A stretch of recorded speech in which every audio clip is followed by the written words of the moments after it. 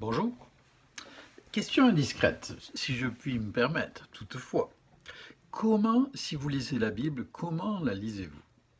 C'est peut-être la question la plus déterminante de l'évolution, de la progression aussi de notre foi. En tout cas, c'en est une. Elle est magistrale, elle est énorme. Comment lisons-nous la Bible? Vous me direz, peu importe, du moment qu'on la lit, ouf, je pense que vous faites fausse route. La Bible n'est pas un livre. Scoop du jour. La Bible est une bibliothèque. 66 livres, vous vous rendez compte, par pas loin d'une trentaine d'auteurs différents, écrites sur des siècles d'espace, d'écart. Alors, c'est pas un livre qu'on peut lire n'importe comment, à la légère. Et d'ailleurs, c'est ce qu'on a souvent fait, puis on a vu les dégâts, les conséquences.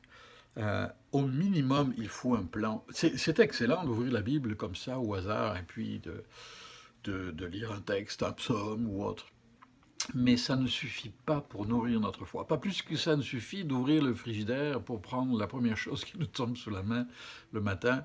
C'est un peu ce que je fais quand je suis tout seul. Mais bon, comment lisez-vous la Bible? Quel plan suivez-vous? Un jour, l'apôtre Paul, qui avait passé environ 3 ans à Éphèse, où il a établi une église euh, dans- par la prédication de l'Évangile, il a dit ceci aux croyants qu'il saluait en sachant qu'il ne les reverrait pas.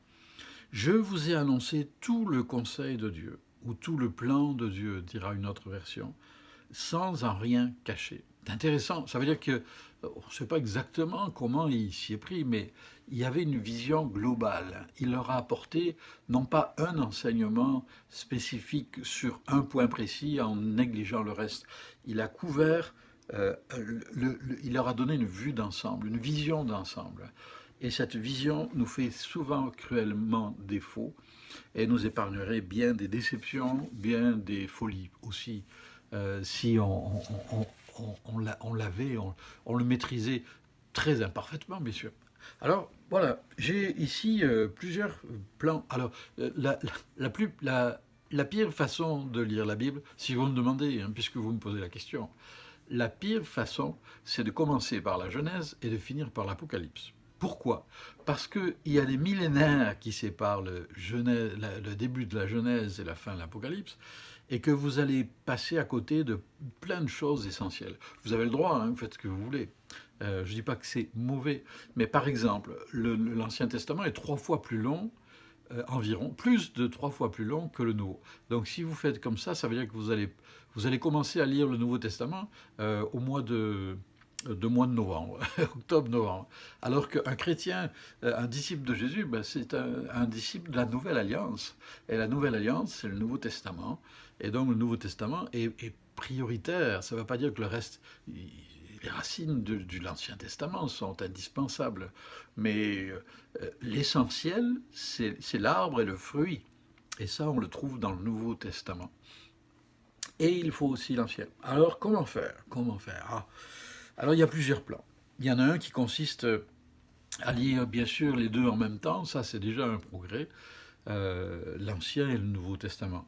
Il y en a un autre qui, tiens, j'ai une Bible ici qui s'appelle La Bible en un an. Alors c'est pas mal, ça a été organisé pour que chaque jour vous lisiez ou je lise un texte de l'Ancien Testament, un extrait des psaumes, un très court texte des proverbes et un texte du Nouveau Testament. Pas mal, c'est une bonne formule. Euh, Ensuite, il y a une autre façon de la lire aussi. Alors ça, moi, j'ai trouvé ça extraordinaire, franchement. C'est un plan qui n'en est pas un. C'est-à-dire que ce petit dépliant contient tous les chapitres de la Bible, Genèse 1, 2, 3, 4, 5, 6, 7, 8, 9, 10. Et tout simplement, on coche, je l'ai fait plusieurs années, on coche ce qu'on a lu. Ce qui veut dire que on peut prendre pas mal de liberté, mais on n'a pas toujours l'impression de repartir à zéro, et de zéro où est-ce que j'en suis dans ma lecture. Ça, vous pouvez l'avoir, vous m'écrivez, je vous l'enverrai avec bonheur, ou de la main à la main.